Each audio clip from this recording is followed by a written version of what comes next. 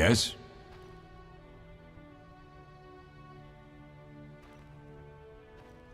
Where are Lambert and Eskel?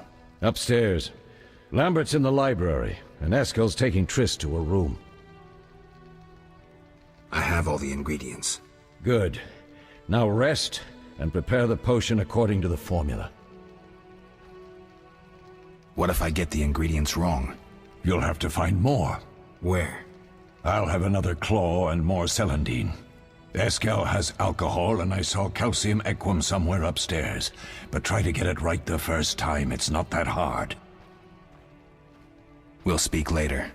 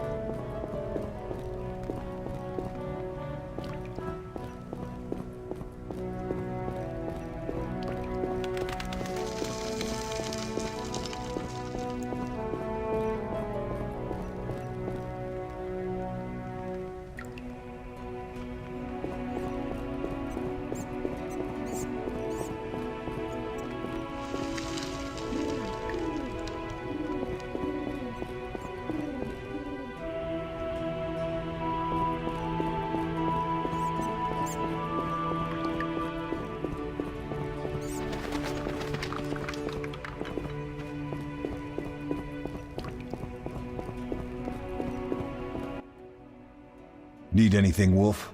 I have some questions. What is it?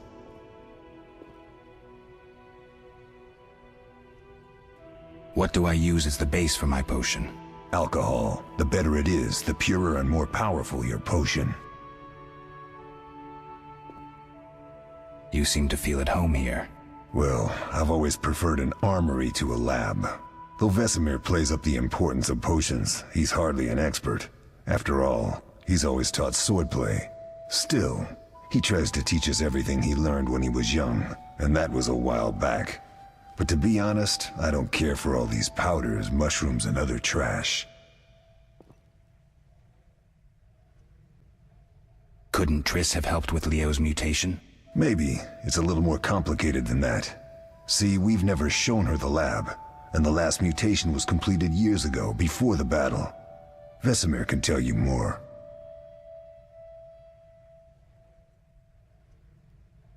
You really think Triss never used magic to peek inside? She respects our secrets, and she's done a lot for us. For you. I trust her. So why haven't you shown her the lab? Triss would like to use our secrets to heal people and such. I've no doubt she'd try. But it's never that simple. Ever heard of the gnome Alfred Nabel? Eskel, I have amnesia. An incomparable inventor, like most of his race. Through years of research, he discovered an amazing substance. He intended it for use in mines and quarries. Though a genius, Alfred failed to foresee his invention's possible applications. Others quickly realized that a substance designed to rip granite from the ground could destroy castle walls. Some even considered using it in open battle. I get it. So what happened to Alfred's discovery? Mages stopped it from spreading. Alfred committed suicide, and his lab burned down. Couldn't Triss have helped with Leo's mutation? Maybe. It's a little more complicated than that. See, we've never shown her the lab, and the last mutation was completed years ago, before the battle. Vesemir can tell you more. I'll talk to Vesemir.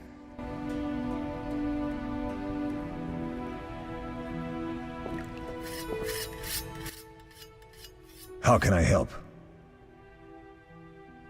Tell me about the trial of the grasses. It's a three-stage process. The first is the choice. Leo completed it, enduring the hard training and diet. I presume it's more than your basic lettuce and carrots. Special mushrooms, mosses, and herbs are grown in the lab. Combined with training, they accelerate muscle growth and digestion, improving the body's general condition. Does everyone pass the first stage? Unfortunately not. The liver and heart often fail, the mind sometimes too, resulting in excessive aggression. What's the second stage? The trial of the grasses. More idiotic tales have been conjured up about that than about princesses and dwarves.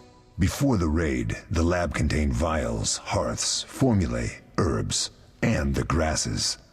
A mage and his magic were all that was lacking. Did you ever witness a trial? Just one, our own. I thought I was going to lose it when your hair turned white. The grasses affect the nervous system, so magic must control the process. The trial results in lightning-fast reflexes, reaction times normal people will never attain. Only 4 out of 10 survive. Quite a cut. And the last stage? I don't know the specifics. It involves changes like the mutation of the eyes, the bone marrow, hormones. In exchange, we see in the dark, heal much faster than ordinary folk, and gain increased resistance to poison. Interesting. What's the cost? We're infertile. The changes are irreversible? Entirely. Tell me about the trial of the grasses.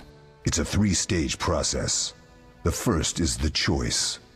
Leo completed it, enduring the hard training and diet. I presume it's more than your basic lettuce and carrots. Special mushrooms, mosses, and herbs are grown in the lab. Combined with training, they accelerate muscle growth and digestion, improving the body's general condition. Does everyone pass the first stage? Unfortunately not. The liver and heart often fail, the mind sometimes too, resulting in excessive aggression. I think I've heard enough. How can I help? Did you see the magic storm? Yes, I was out hunting. Just before the storm came, a swarm of nightjars took flight. Hundreds of them. Gray streaks across the sky, trilling wildly. Usually less of them gather, and their cries rarely sound so desperate. When the storm came, I gave up the hunt and headed toward Kaer Morhen. Met the others on the way. We'll talk later.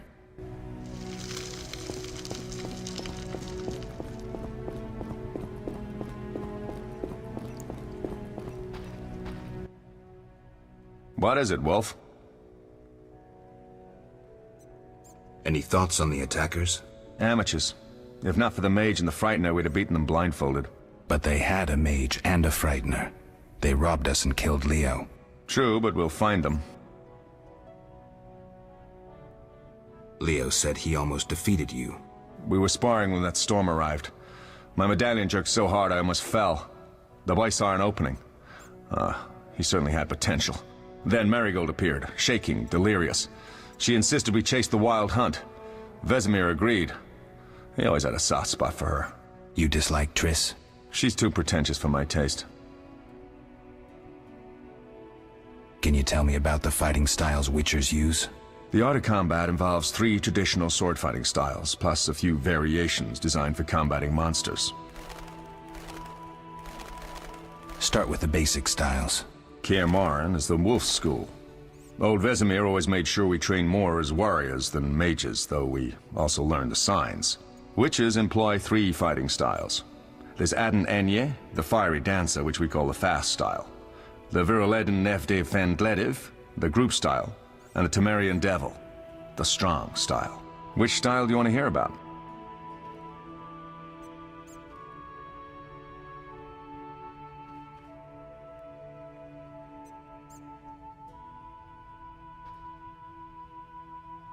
Tell me about the Viruleden style. Literally translated, it is the 9-sun sword style. The swordsmen of Viruledo developed it as a method for tackling several opponents through complex slashing sequences. They say masters of this style can fight 9 opponents simultaneously. Which style do you want to hear about?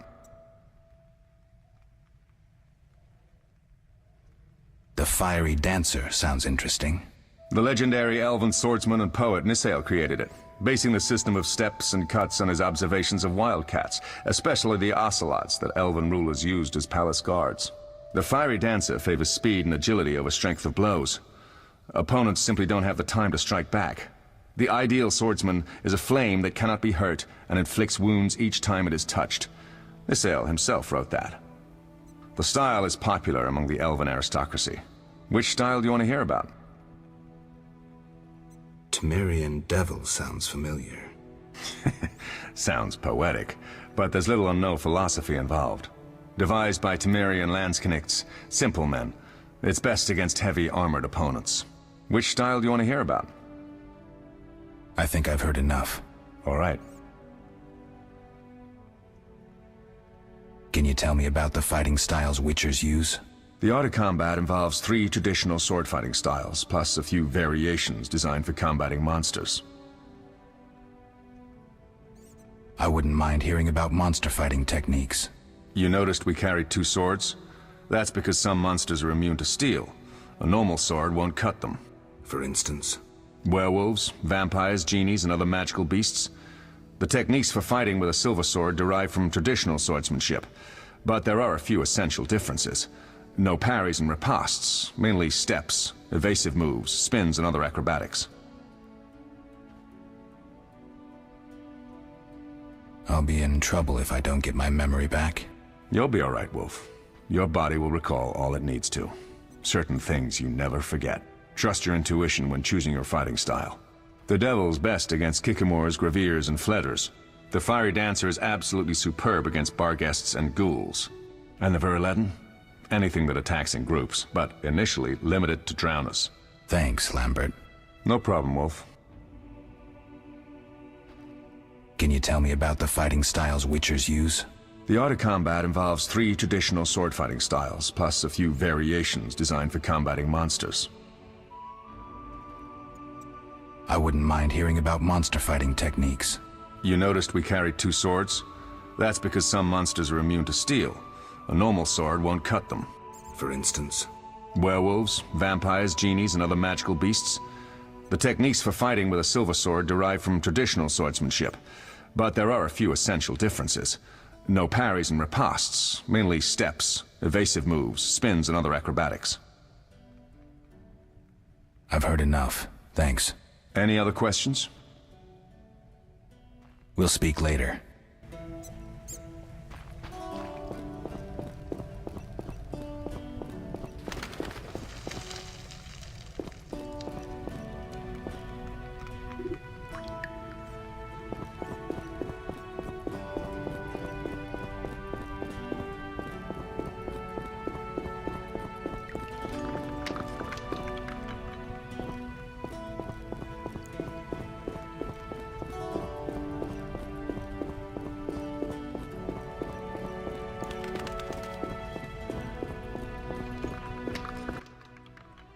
Yes?